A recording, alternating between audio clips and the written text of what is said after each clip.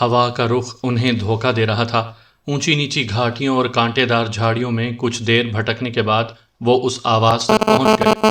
انہوں نے دیکھا دو ٹیلوں کے درمیان ایک تنگ سی کھائی میں ایک شخص کمبل لپیٹ کر درخت سے ٹیک لگائے بیٹھا ہے۔ اس کے سامنے تھوڑی سی آگ جل رہی ہے۔ قریب ہی ایک پھٹی پرانی جھونپڑی کے سامنے ایک کتا غرا رہا ہے۔ مہندر، حلابہ نے اسے دیکھتے ہی پکارا اور بھاگ کر اس کے پاس پہنچ گئی۔ مہندر بھی اب اٹھ کر کھڑا ہو چکا تھا۔ آگ کی روشنی میں اس کی آنکھوں کی جگہ دو گہرے گھاؤ نظر آ رہے تھے۔ اشبا سکتے کے عالم میں مہندر کی طرف دیکھتا چلا گیا۔ کون ہے؟ کون ہے؟ مہندر نے پوچھا۔ یہ میں ہوں، حلابہ۔ حلابہ نے آگے بڑھ کر اس کے دونوں ہاتھ تھام لیے۔ حلابہ، تم یہاں؟ مجھے یقین نہیں آ رہا، مہندر نے لرزتی آواز میں کہا۔ جانتے ہو میرے ساتھ کون ہے؟ حلابہ کے لہجے میں دبا دبا جوش تھا۔ یہ دیکھو، انہیں چھو کر دیکھو۔ اس نے اشبا کا ایک ہاتھ پکڑ کر مہندر کے ہاتھ میں دے دیا۔ مہندر اس کے بازو اور چہرہ ٹٹولنے لگا۔ اشبا نے اس کا زیادہ امتحان لینا مناسب نہ سمجھا اور کہا، مہندر، میں اشبا ہوں، تمہارا دوست، تمہارا بھائی۔ مہندر کتنی ہی دیر گم سم کھڑا رہا۔ اس کے ہونٹ پھڑک رہے تھے۔ یکا یک دونوں ایک دوسرے سے بغل گیر ہو گئے۔ حلابہ کی آنکھوں میں آنسو چمکنے لگے اور جھونپڑی کے سامنے لگاتار بھونکتا ہوا کتا بھی جیسے خاموش ہو کر حیرت سے یہ منظر دیکھنے لگا۔ منظر پڑاؤ کا تھا۔ مہندر اپنا لباس تبدیل کر چکا تھا اور اشبا کے خیمے میں اس کے سامنے بیٹھا اپنی رودات سنا رہا تھا۔ دیبل کی لڑائی میں حصہ لینے اور راجہ داہر پر ناکام قاتلانہ حملے کے بارے میں اس نے بتایا کہ وہ کس طرح داہر کی قید سے فرار ہوا اور سرخ پوش سواروں کے ہتھے چڑھ کر آنکھوں سے محروم ہوا۔ اس نے افتیلا جام کے زمین دوز ٹھکانے پر حلابہ سے ملاقات اور بعد ازاں افتیلا جام کے حواریوں پر پرماتما کے طلسمی حملے کا ذکر بھی تفصیل سے کیا۔ اس نے بتایا کہ کس طرح افتیلا جام کے چیلوں نے پاگل ہو کر ٹیلوں سے چھلانگیں لگائیں اور موت سے ہمکنار ہوئے۔ اس نے کہا، میری اپنی حالت بھی غیر ہو چکی تھی۔ میرے سینے میں آگ سی بھڑک رہی تھی۔ جوش سے بے قابو ہو کر میں ایک کھائی میں کود گیا۔ شومئی قسمت، میں ایک تناور درخت پر گرا اور اس کی شاخوں سے الجھتا ہوا زمین پر چلا آیا۔ چوٹوں کی وجہ سے میں بے ہوش ہو گیا۔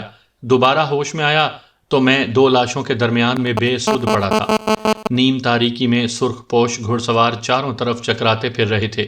ان کی باتوں سے معلوم ہوا کہ انہیں افتیلا جام اور حلابہ کی تلاش ہے اور اس تلاش میں ناکامی کے بعد وہ سخت برافروختہ ہیں۔ میں رات گئے تک اسی جگہ پڑا رہا اور پھر تاریکی میں چھپتا چھپاتا گھنے جنگل کی طرف نکل گیا۔ کئی روز تک میں اس جنگل میں بھٹکتا رہا۔ نہ کوئی آس تھی اور نہ کوئی سہارا۔ کچھ سمجھ میں نہیں آتی تھی کہ کیا کروں۔ ایک وقت ایسا آیا کہ مجھے محسوس ہونے لگا شاید میرا سارا جیون اس دشت میں آبلہ پائی کرتے گزر جائے گا۔ یہ وہی دن تھا جب تاریک جنگل کے تاریک کونوں میں افتیلا جام اور پرماتما کے درمیان پر اسرار قوتوں کا مقابلہ ہو رہا تھا۔ ایک روز تاریک جنگل کے ایک حصے میں اچانک اتنا زوردار طوفان آیا کہ درخت جڑوں سے اکھڑ گئے اور آسمانی بجلی گرنے سے جا بجا آگ لگ گئی۔ دھوئیں اور تپش سے میرا دم گھٹنے لگا۔ میں موت کے قریب تھا جب کچھ نرم و نازک جسم والی لڑکیوں نے مجھے گھیر لیا۔ انہوں نے باری باری میرے حلق میں پھونکیں ماری اور میرے تنفس کو بحال کیا۔ انہوں نے مجھے بتایا کہ وہ مہاراج افتیلا جام کی اپسرائیں ہیں اور مہاراج نے مجھے حکم دیا ہے کہ وہ مجھے اس جنگ زدہ علاقے سے نکال کر باہر کی دنیا میں چھوڑ آئیں۔ ان عورتوں کے جسموں سے عجیب و غریب خوشبوئیں اٹھ رہی تھیں اور لہجے مٹھاس سے لبریز تھے۔ انہوں نے مجھے کچھ پلایا اور میں گہری نیند سو گیا۔ دوبارہ ہوش آیا تو میں ان ویران ٹیلوں میں پڑا تھا۔ میں نے سمجھ لیا کہ یہ ٹیلے ہی میرے لیے محفوظ پناہ گاہیں ہیں، ورنہ مجھے یہاں چھوڑنے والے کسی بستی میں بھی تو چھوڑ سکتے تھے۔ انہی ٹیلوں میں بھٹکتے ہوئے مجھے ایک جھونپڑی مل گئی۔ اس جھونپڑی کے باہر ایک افاقہ زدہ قریب المرگ کتا بندھا ہوا تھا۔ جھونپڑی کے اندر ایک بوڑھے جنگلی کی سڑی ہوئی لاش تھی۔ میں نے اس لاش کو اٹھا کر دفن کر دیا اور جھونپڑی کو امداد غیبی سمجھ کر استعمال میں لے آیا۔ مہندر کمار کی پوری کہانی سننے کے بعد اشبا نے اسے مختصراً اپنے حالات سے آگاہ کیا۔ آخر میں اس نے مہندر کو بتایا کہ وہ اس کی بیوہ بہن آسیہ سے شادی کر چکا ہے اور وہ اس وقت سیستان میں ہے۔ دیپک اور اس کے ماتا پتا کی موت کا ذکر اس نے قصدن نہیں کیا تھا۔ اس وقت تک دوپہر ہو چکی تھی۔ ٹیلوں پر جہاں تک نگاہ جاتی انسان ہی انسان دکھائی دیتے تھے۔ قافلوں کی آمد کا سلسلہ جاری تھا۔ تاریک جنگل کی طرف پیش قدمی شروع ہونے میں اب صرف 6 پہر کا وقت باقی تھا۔ لوگوں کے جوش و خروش میں ہر لحظہ اضافہ ہو رہا تھا۔ خیمے سے باہر اشبا کو مسلسل نعرے سنائی دے رہے تھے۔ غالباً بہت سے نئے آنے والے مظاہرین اشبا کی ایک جھلک دیکھنے کے لیے خیمے سے باہر جمع ہو چکے تھے۔ اردن لال کی درخواست پر اشبا خیمے سے باہر نکلا۔ سردار جہم اور بھیم سنگھ بھی اس کے ساتھ تھے۔ اپنے قائدین کو دیکھ کر ہجوم کا جوش و خروش نقطۂ عروج کو پہنچ گیا۔ لوگ آگے بڑھ بڑھ کر اشبا کے ہاتھ کو بوسے دینے لگے اور بعض ضعیف العقیدہ اس کے پاؤں چھونے لگے۔ وہ اس کے جسم کو ہاتھ لگا لینا بھی اپنے لیے باعث سعادت سمجھ رہے تھے۔ اب ہر ایک کو یہ بھی معلوم ہو چکا تھا کہ سنہری شاہین دراصل اشبا ہے۔ کتنی شہرتیں اور نیک نامیاں اس کی ایک ذات میں اکٹھی ہو گئی تھیں۔ سنہری شاہین سے منسوب ہر واقعہ لوگوں کے ذہنوں میں تازہ ہو گیا تھا۔ وہ اسے اپنا نجات دہندہ سمجھ رہے تھے۔ سردار ہاشم ہجوم سے نکل کر آگے آیا، اشبا سے درخواست کی کہ وہ لوگوں سے مختصراً خطاب کرے۔ حاضرین کے مجبور کرنے پر اشبا نے تھوڑی سی بات کی۔ آخر میں اس نے اعلان کیا کہ کل طلوع آفتاب کے وقت ہماری پیش قدمی کا آغاز اس مسجد سے ہوگا جہاں آج سے 20 برس پہلے کچھ لوگوں نے تلاوت کلام پاک کی تھی، اور اس کے نتیجے میں پرماتما کے ہرکاروں نے 5 افراد کی زبانیں کاٹ کر ان کی پیشانیوں پر تپے ہوئے لوہے سے مہریں لگا دی تھیں۔ چھٹا سرفروش اپنی جان سے گزر گیا تھا اور مسجد کے دامن میں اس کا مزار آج بھی اس سانحے کی یاد تازہ کر رہا ہے۔ لوگوں نے اس اعلان کی تائید میں زبردست نعرے لگائے اور بے شمار تلواریں نیاموں سے باہر نکل کر ہوا میں لہرانے لگیں۔ اشبا نے مجمع کو منتشر ہونے کا حکم دیا اور ہدایت کی کہ وہ اپنی اپنی جگہ تیاری مکمل کر لیں۔ کل طلوع آفتاب کے وقت ہر شخص روانگی کے لیے تیار ہو۔ خیمے کے سامنے جمع ہو جانے والے لوگ ٹیلوں میں بکھر گئے تو اشبا اور دیگر قائدین نماز ظہر کی تیاری کرنے لگے۔ وضو کے لیے چشمے کی جانب جاتے ہوئے اشبا کی نگاہ سارگاہ پر پڑی۔ وہ ایک درخت کے ساتھ زنجیروں سے بندھا ہوا تھا۔ اشبا کو دیکھتے ہی وہ حلق سے غوں غاں کی آوازیں نکالنے لگا۔ اس کی آنکھوں میں اشبا کے لیے بے پناہ محبت تھی۔ اشبا نے بھی اس کی دیکھ بھال میں کوئی کسر اٹھا نہیں رکھی تھی۔ وہ ہر گھڑی اس کا خیال رکھتا تھا، اپنے ہاتھ سے مرہم پٹی کرتا تھا اور بعض اوقات اسے کھانا بھی خود ہی کھلاتا تھا۔ یہ اشبا کا حسن سلوک ہی تھا کہ وہ خوفناک شخص جس نے آبوک جا کی تاریک گہرائی میں اس سے زندگی اور موت کی جنگ لڑی تھی، اب اس سے محبت کرتا تھا اور ایک دن بھی اس سے دور رہ کر بے قرار ہو جاتا تھا۔ اس کی آواز سن کر اشبا اس کے قریب گیا۔ وہ تھوڑی دیر آرام کرنا چاہتا تھا۔ نہ جانے کیا بات تھی کہ کل رات سے اس کی طبیعت کچھ بوجھل تھی۔ سر میں ایک مستقل بھاری پن سا اتر گیا تھا، اور ایسا اس وقت ہوا تھا جب ہلابا اور وہ تند و تیز بگولے کی زد میں آئے تھے۔ پہلے پہل تو اشبا اسے وہم سمجھتا رہا تھا، لیکن اب یہ سوچنے پر مجبور تھا کہ واقعی اس کا سر رات سے چکرا رہا ہے۔ اسے یاد تھا بگولے کے اندر سے اسے عجیب آوازیں سنائی دی تھیں اور ایک کری سی بو بھی آئی تھی، جیسے کسی بند جگہ میں جانوروں کا فضلہ، ہڈیاں اور سڑا ہوا گوشت ذخیرہ کیا گیا ہو۔ اشبا اس بو کو کوئی نام نہیں دے سکا تھا، بلکہ اب تک اس کا یہی خیال تھا کہ شاید یہ سب اس کا وہم ہو، مگر وہ اپنے سر کے اس بوجھ کو کیا نام دیتا۔ اس نے چٹائی پر لیٹ کر ایک گھاؤ تکیے سے ٹیک لگائی اور سوچوں میں گم ہو گیا۔ چندا کا چہرہ پوری آب و تاب سے اس کے تصور میں چمکنے لگا۔ وہ حسرت سے سوچنے لگا، یہ چاند چہرہ اس کی بہن کا تھا، اور اب یہ چاند تاریک بادلوں کی اوٹ لے چکا ہے۔ ایک بار پھر اس کے دل و دماغ میں فیصلے کی جنگ چھڑ گئی۔ کبھی وہ سب کچھ بھول کر صرف زلفا کا بھائی بن جاتا، اور کبھی زلفا پس منظر میں چلی جاتی اور اس کی نگاہوں کے سامنے سینکڑوں ہزاروں پرجوش بازو لہرانے لگتے۔ اس کی پیشانی عرق میں ڈوب ڈوب گئی۔ آخر وہ اپنے زندگی کے اس کٹھن ترین فیصلے پر پہنچ گیا کہ اسے ایک انسان پر ہزاروں انسانوں کی بھلائی کو فوقیت دینا ہوگی۔ اس نے آنکھیں موند کر اپنے تصور میں اپنی بہن کو مخاطب کیا، میری اندیکھی بہن، میں تجھے اپنے خدا کے سپرد کرتا ہوں۔ وہ قادر مطلق ہے، موت کو زندگی اور زندگی کو موت سے بدل سکتا ہے۔ اگر اس جہان میں ملاقات نہ ہو سکی تو ہم اگلے جہان میں ملیں گے۔ وقت اور فاصلے محبت کو کم نہیں کر سکتے۔ تیرا بھائی تجھ سے محبت کرتا ہے اور ہمیشہ کرتا رہے گا۔ اس نے اپنی آنکھوں کے بھیگے گوشے صاف کیے اور چادر اوڑھ کر لیٹ گیا۔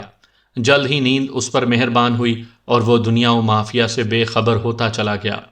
حالت خواب میں وہ ایک بار پھر سرزمین عرب کے اس صحرائی گاؤں میں پہنچ گیا جہاں اس کا بچپن گزرا تھا اور جوانی کی کئی بہاروں نے اس کے ناز اٹھائے تھے۔ وہی گاؤں جہاں ایک گلی میں دنیا کا خوبصورت ترین گھر تھا، معمولی سا گھر لیکن دنیا کا حسین ترین گھر۔ اس نے دیکھا اس گھر کے آنگن میں دوپہر کا وقت ہے، سایہ دار پیڑ تلے اس کی ماں اور نانا کھڑے ہیں، نانا کے لب ہلتے ہیں۔ پریشان ہو بیٹا؟ ہاں نانا، اس دور دراز خطے میں میرا واسطہ عجیب دشمن سے پڑا ہے، وہ تلوار سے ہی نہیں پر اسرار ہتھیاروں سے بھی لڑتا ہے۔ اس کی آنکھوں میں اندیکھی طاقتیں پوشیدہ ہیں اور اس کی دراز دستی کے چرچے دور و نزدیک ہیں۔ نانا نے اس کے کندھے پر ہاتھ رکھا۔ یقین میرے بیٹے، یقین، یقین وہ ہتھیار ہے جو ہر جادو اور ہر فتنے کا مقابلہ کر سکتا ہے۔ اپنے خدا پر بھروسہ رکھو اور اپنے ایمان کو متزلزل نہ ہونے دے۔ تو فاتح ہے، تیرا راستہ کوئی طاقت نہیں روک سکتی۔ ساری دنیا کے پراسرار ہتھیار بھی یکجا ہو جائیں تو ایک تنہا انسان کے یقین کا مقابلہ نہیں کر سکتے۔ اشبا بڑی دیر تک نانا کی پراثر باتیں سنتا رہا، پھر یکا یک اس کی آنکھ کھل گئی۔ وہ خود کو پہلے سے زیادہ ہلکا محسوس کر رہا تھا۔ مانک اس کے سرہانے کھڑا تھا۔ اس نے بتایا کہ عصر کی نماز کا وقت جا رہا ہے۔ اشبا جلدی سے اٹھ کھڑا ہوا۔ رات کا دوسرا پہر شروع ہو چکا تھا۔ اس روز مطلع ابر آلود تھا اور ٹیلوں پر دور دور تک پھوار پڑ رہی تھی۔ کبھی ہوا تھم جاتی تو یہ پھوار شدت اختیار کر کے بارش کا روپ دھار لیتی۔ اس ناموافق موسم کے باوجود ٹیلوں پر جہاں تک نگاہ جاتی خیمے اور سائبان نظر آ رہے تھے۔ ہزاروں لوگ کھلے آسمان تلے تھے، لیکن کسی کے دل میں یہاں سے جانے کا خیال تک نہیں تھا۔ وہ سب صبح کا انتظار کر رہے تھے، وہ صبح جو ان کی زندگیوں میں انقلاب برپا کرنے والی تھی۔ دراصل یہ لوگ خود ہی سورج تھے جو رات کے اختتام پر طلوع ہو کر تاریک جنگل کے شب بیدار پرندوں کو اندھا کرنے والے تھے۔ اشبا اپنے خیمے میں نیم غنودگی کی کیفیت میں لیٹا ہوا تھا۔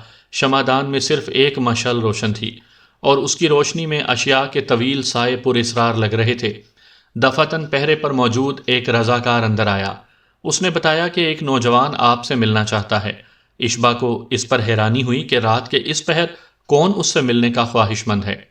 پھر اس نے سوچا شاید آنے والے کو کوئی مسئلہ درپیش ہو۔ اس نے پہرے دار کو کہا کہ اس نوجوان کو اندر لے آئے۔ کچھ دیر بعد پردہ ہلا اور ایک شخص اندر آیا۔ اکلوتی شمع کی روشنی میں اس کا چہرہ خوابناک لگ رہا تھا۔ وہ ایک نوعمر خوبصورت لڑکا تھا۔ اشبا کی نگاہ اس پر جمی کی جمی رہ گئی تھی۔ اسے لگا جیسے وہ اس صورت کو اچھی طرح پہچانتا ہے۔ یکا یک اس کا ذہن چکا چوند روشنی سے بھر گیا۔ اس کے اندر سے کسی نے پکار کر کہا، یہ آسیہ ہے، اس کی نئی نویلی دلہن، جسے مہینوں پہلے وہ سیستان چھوڑ آیا تھا۔ وہ خوابناک حالت میں کھڑا ہو گیا۔ کون ہو تم؟ آسیہ، آپ کی بھولی بصری کنیز۔ اشبا سر تا پا لرز گیا۔ جلدی سے آگے بڑھ کر اس نے آسیہ کے دونوں ہاتھ تھام لیے۔ آسیہ، آسیہ، آپ یہاں؟ میں خواب تو نہیں دیکھ رہا؟ نہیں میرے سرتاج۔ آسیہ نے آگے بڑھ کر اپنا سر اشبا کے کندھے پر ٹکا دیا۔ اشبا نے اس کا نیم گرم چہرہ اپنے ہاتھوں کے پیالے میں لے لیا اور عجب بے قراری سے اس کی آنکھوں میں جھانکنے لگا۔ تب اس نے جلدی سے آگے بڑھ کر خیمے کے پردے کو اندر سے گرا لگا لی۔ شمعدان کی روشنی میں دونوں آمنے سامنے بیٹھ گئے۔ باہر رہ رہ کر بجلی چمک رہی تھی اور بارش کی بوندیں خیمے کے اوپر گر کر ایک دلگداز موسیقی پیدا کر رہی تھیں۔ آسیہ نے اپنا سر اشبا کی گود میں چھپا لیا اور سسکیوں سے رونے لگی۔ سرتاج، آپ مجھے کیوں چھوڑ آئے تھے؟ مجھے بہت تڑپایا ہے آپ نے، کیوں بھول گئے تھے مجھے؟ بہت رلایا ہے آپ نے مجھے۔ اشبا دیر تک اس کے ترشے بالوں میں ہاتھ پھیرتا رہا۔ آسیہ کے آنسو بہہ چکے تو وہ اشبا کو اپنی روداد سنانے لگی۔ اس نے بتایا، میرے آقا، آپ کی جدائی نے مجھے بہت پریشان کر رکھا تھا۔ مجھے کچھ پتہ نہیں چلتا تھا کہ آپ کو کہاں تلاش کروں۔ آخرکار سالار اعظم محمد بن قاسم نے آپ کی تلاش میں مہم بھیجنے کا فیصلہ کیا۔ میری خواہش تھی کہ میں بھی دستے کے ساتھ جاتی، لیکن میں جانتی تھی کہ محمد بن قاسم کبھی مجھے اس بات کی اجازت نہیں دیں گے۔ اس لیے میں نے دستے کے سالار کو اپنا ہمراز بنایا اور ایک سپاہی کے روپ میں دستے کے ساتھ شامل ہو گئی۔ ہم جن مشکلات سے گزر کر آپ کے پاس پہنچے ان کے بارے میں تو آپ جان ہی چکے ہیں۔ میں کل سے آپ کو دیکھ رہی تھی اور بےتاب تھی کہ آپ کو اپنے بارے میں بتاؤں۔ آخرکار اس ابر آلود موسم نے مجھے یہ موقع فراہم کر دیا اور میں آپ تک پہنچ گئی۔ اشبا نے ایک بار پھر اپنی نگاہیں آسیہ کے حسین چہرے پر جما دیں۔ اس کے پردہ ذہن پر ان گنت تصویریں بن گئیں۔ آسیہ اپنی بھرپور نسوانی آواز میں اور بڑے ملائم لہجے میں اس سے باتیں کرنے لگی۔ سیستان کی باتیں، وہاں کے شب و روز کی باتیں، اپنے دکھوں اور امیدوں کے تذکرے، اسلامی لشکر اور جنگ کی حکایتیں، اس کے نرم و گداز ہاتھ، ریشم جیسے ملائم اور دھوپ جیسے گرم ہاتھ اشبا کے ہاتھوں میں الجھے ہوئے تھے۔ ان ہاتھوں میں جوبن تھا، جوانی تھی، جوانی کے اسرار اور رنگینیاں تھی، اور ابر آلود موسم کا طلسم تھا۔ نہ جانے کیوں اشبا کے ہونٹ خشک ہونے لگے۔ پانی پیئیں گے؟ آسیہ نے پوچھا، اور پھر اشبا کا جواب سننے سے پیشتر ہی سراہی کی طرف بڑھ گئی۔ اس نے سراہی میں سے ایک پیالہ بھرا اور اشبا کی طرف لے آئی۔ یہی وہ وقت تھا جب پہرے دار کی آواز آئی، سردار، آپ سے کوئی ملنا چاہتا ہے۔ آسیہ کے چہرے پر ناگواری کے آثار ابھرے۔ اشبا نے اٹھ کر دروازے کی ڈوری کھولی۔ سامنے حلابہ کھڑی تھی، اس کی آنکھوں میں شرم و حیا کی لکیریں تھیں۔ وہ پلکیں جھکا کر بولی، اشبا، آپ سے ایک مختصر بات کرنا چاہتی ہوں، کیا آپ اس سامنے والے درخت تک چلیں گے؟ اشبا اپنا رخ پھیر کر اندر چلا گیا۔ اس نے کہا، معاف کرنا آسیہ، میں تھوڑی دیر میں آتا ہوں۔ آسیہ سے اجازت لے کر وہ حلابہ کے ساتھ چل دیا۔ بارش کی پھوار میں وہ تیز تیز قدم اٹھاتے ہوئے سایہ دار درخت کے نیچے پہنچے۔ یہاں ایک چھوٹے سے خیمے میں داخل ہو کر حلابہ نے غور سے اشبا کا چہرہ دیکھا۔ اشبا، میں آپ پر ایک گہرا انکشاف کرنا چاہتی ہوں۔ اس کی آواز جذبات کے بوجھ سے لرز رہی تھی۔ کیسا انکشاف؟ ہمیں ایک خطرناک سازش کا شکار کیا جا رہا ہے، اور اس سازش کا تعلق اس عورت سے ہے جو اس وقت آپ کے خیمے میں موجود ہے۔ کھل کر بات کرو حلابہ، میں سب کچھ سن رہا ہوں۔ حلابہ نے کہا، آپ کو شاید میری بات پر یقین نہ آئے، لیکن میں خود ایسے حالات سے گزر چکی ہوں اور اس کیفیت سے آگاہ ہوں جو اس وقت آپ پر طاری ہے۔ وہ عورت جو آپ کے ساتھ ہے آسیہ نہیں ہے، پرماتما یا اس کے کسی ساحر کی بھیجی ہوئی کوئی اجنبی عورت ہے۔ اشبا دم سادھے یک ٹک حلابہ کی طرف دیکھتا رہا۔ حلابہ نے کہا، میں نے کچھ دیر پہلے ایک مشکوک سائے کو آپ کے خیمے میں داخل ہوتے دیکھا ہے۔ میں آپ سے معافی چاہتی ہوں کہ میں نے آپ کی سراغ رسی کی کوشش کی اور آپ کے خیمے میں جھانکنے کی گناہ گار ہوئی۔ بہرحال میرا یہ گناہ رائے گاہ نہیں گیا، میں نے کوئی بڑا المیہ رونما ہونے سے پہلے ہی آپ کو خبردار کر دیا ہے۔ اشبا اب بھی چپ تھا۔ وہ بولی، شاید آپ یہ سن کر مزید حیران ہوں کہ وہ اجنبی عورت آپ کو جو پانی پیش کر رہی تھی وہ بھی پانی نہیں تھا۔ اس نے اپنے لبادے کے اندر سے شراب نکال کر پیالے میں انڈیلی تھی۔ کسی نامعلوم عمل کے زیر اثر آپ یہ شراب بھی پانی سمجھ کر اپنے حلق میں اتارنے والے تھے۔ آپ میری بات سمجھ رہے ہیں نا؟ اشبا نے مسکرا کر کہا، ہاں، میں سب کچھ سمجھ رہا ہوں۔ حلابہ کا خیال تھا کہ یہ سب انکشافات اشبا کو اچھلنے پر مجبور کر دیں گے، مگر وہ یہ دیکھ کر حیران ہوئی کہ اشبا کے اطمینان اور سکون میں کوئی فرق نہیں آیا۔ اس کے خوبصورت ہونٹوں نے ایک دل نشیں مسکراہٹ اوڑھ کر کہا، حلابہ، اس خیر خواہی کے لیے بے حد شکریہ، تاہم آپ کی اطلاع میرے لیے انکشاف کی حیثیت نہیں رکھتی۔ میں جانتا ہوں کہ وہ لڑکی آسیہ نہیں ہے، اور وہ جو پانی مجھے پیش کر رہی تھی وہ بھی پانی نہیں تھا۔ اب حلابہ کے حیران ہونے کی باری تھی۔ وہ غیر یقینی نظروں سے اشبا کی طرف دیکھ رہی تھی۔ اشبا نے کہا، ایسے مت دیکھو، میں پوری طرح حواس میں ہوں۔ اس عورت کی آمد کے وقت مجھ پر غنودگی کی کیفیت ضرور طاری تھی اور میری نگاہیں بھی فریب کھا رہی تھیں، مگر بہت جلد میں اس غنودگی کو جھٹکنے میں کامیاب ہو گیا، اور اب میں سب کچھ سمجھ رہا ہوں کہ میرے ساتھ کیا ہو رہا ہے۔ اگر پرماتما نے واقعی مجھ پر سحر کیا تو میں اس سحر کو توڑنے میں کامیاب رہا ہوں۔ حلابہ سے گفتگو کرنے کے بعد اشبا سیدھا سردار جہم بن زہر کے خیمے میں پہنچا۔ مانک، بھیم سنگھ اور کچھ دوسرے سرداروں کو بھی وہیں بلا لیا گیا۔ اشبا نے انہیں مختصراً الفاظ میں ساری صورتحال سے آگاہ کیا۔ یہ ساری باتیں ناقابل یقین تھیں، لیکن اس جادو نگری میں پہنچنے والے کو ہر بات پر یقین کرنا پڑا۔ تمام سردار اشبا کے خیمے میں پہنچے تو وہ خوبصورت عورت مردانہ لباس میں موجود تھی۔ اشبا کے بجائے اتنے سارے مردوں کو دیکھ کر وہ حواس باختہ ہو گئی۔ اس کا جرم اس کے چہرے پر درج تھا۔ بھیم سنگھ نے کئی زناٹے کے تھپڑ اس خوبصورت بلا کے منہ پر مارے اور پھر خنجر کی نوک اس کے سینے پر رکھ دی۔ بھیم سنگھ کے پرغضب انداز نے اس فحشا کو ہلا کر رکھ دیا۔ تھوڑی ہی دیر میں اس نے اعتراف کر لیا کہ وہ اشوکا اور منوہر چند کی بھیجی ہوئی سردار اشبا کے خیمے میں آئی تھی۔ اس نے کہا وہ شادی شدہ ہے اور اس سازش کی خاطر اپنی عزت لٹانے کی قیمت پر منوہر چند نے اس کے شوہر کو 10 گھوڑوں، 5 غلاموں اور 5 کنیزوں کے انعام کا وعدہ کیا تھا۔ اسی دوران لوگوں کا ایک گروہ 2 ہٹے کٹے افراد کو پکڑ کر اشبا کے خیمے کے سامنے لے آیا۔ شور و غل سن کر اشبا اور دوسرے سردار باہر نکل آئے۔ لوگوں نے بتایا کہ یہ دونوں اشخاص پرماتما کے جاسوس ہیں۔ انہوں نے لوگوں کو سردار اشبا کی طرف سے بدگمان کرنے کی کوشش کی ہے۔ ابھی تھوڑی دیر پہلے یہ اشخاص دوسرے سرداروں کے پاس پہنچے اور انہیں بتایا کہ سردار اشبا کے خیمے میں ایک خوبصورت ہندو عورت موجود ہے اور ہمارے منہ میں خاک، سردار اشبا اس عورت کے ساتھ رنگ رلیاں منا رہے ہیں۔ ان دونوں نے دعویٰ کیا ہے کہ اگر ایسا نہ ہوا تو اسی وقت ان کی گردنیں سردار اشبا کے خیمے کے سامنے مار دی جائیں۔ یہ لوگوں کو ساتھ لے کر سردار اور اشبا کے خیمے کی طرف آ رہے تھے کہ اطلاع ملی کہ سردار اشبا کے خلاف ایک گھناؤنی سازش پکڑی گئی ہے اور ایک عورت نے اعتراف کیا ہے کہ وہ منوہر چند کی آلائے کار ہے۔ بھیم سنگھ خیمے کے اندر سے اس عورت کو بازوؤں سے گھسیٹتا ہوا باہر لے آیا۔ شعلوں کی روشنی میں عورت کا رنگ ہلدی کی طرح زرد ہو رہا تھا۔ لوگوں نے غضبناک نعرے لگائے اور مطالبہ کیا کہ عورت کا سر قلم کیا جائے۔ وہ رو رو کر سب کے پاؤں پڑنے لگی اور جان بخشی کی التجائیں کرنے لگی۔ بھیم سنگھ نے وزنی تلوار نکال لی اور اجازت طلب نظروں سے اشبا کی طرف دیکھنے لگا۔ اشبا کی نگاہیں عورت کی طرف تھیں جو اپنی تمام تر دلکشی کے ساتھ زمین پر پڑی کانپ رہی تھی اور سر تپا فریاد بنی ہوئی تھی۔ اشبا کے ہاتھ کا ایک اشارہ اس کے کندھوں کو اس کے سر کے بوجھ سے نجات دلا سکتا تھا۔